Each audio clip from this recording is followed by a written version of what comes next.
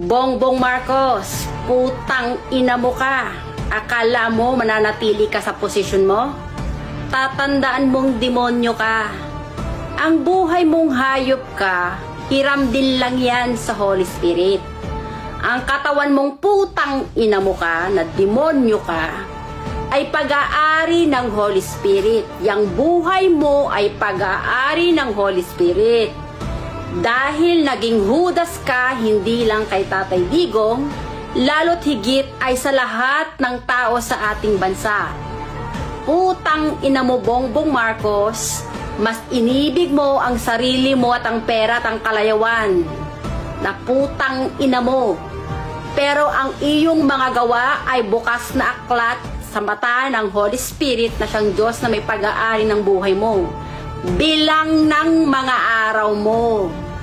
Kahit hindi ka bumaba dyan sa posisyon mo, talaga sinasabi ko sa iyo, dudumugin ka ng taong bayan at malilintikan kang putang ina mo.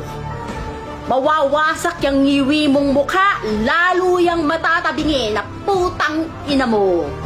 Dahil maniningil na ng pautang ang Holy Spirit sa mga demonyo na katulad yung mga Judas at traidor ni Juan Ponce Enrile na siyang pinakamalaking ahas sa gobyerno sa ating bansa.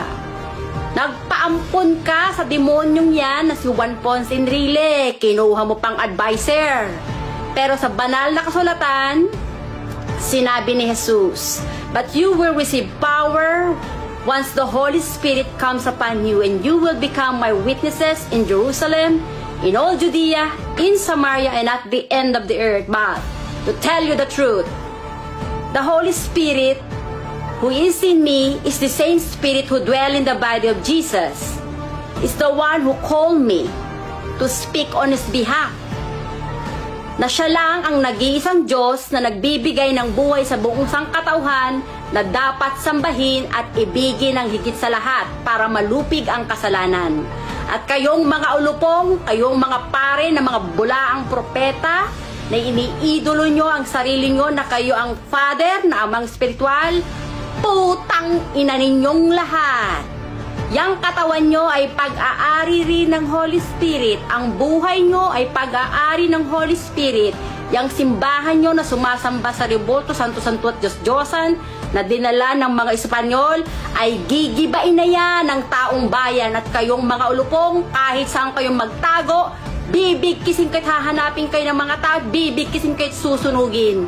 Eto na yung panahon na sinasabi ni Jesus, na sa huling mga araw, doon patungkol sa parable of the weeds, bibigkisin yung mga masasamang damo at susunugin kayong mga bulaang propeta ng Romano Katoliko na galit kay Tatay Digong. Feeling yung mga putang ina ninyo, mga banal kayo, pero hindi nyo alam na mga putang ina ninyo, ang Holy Spirit ang may pag-aari ng buhay nyo. Totoo ang sinabi ni Tatay Digong. Stupid at walang common sense ang Diyos ninyo dahil ang sinasabi yung Holy Father ay ang Papa nyo sa Vaticano na isang tao lang na ang buhay ng hayop na yon ang may pag-aari ay ang Holy Spirit din.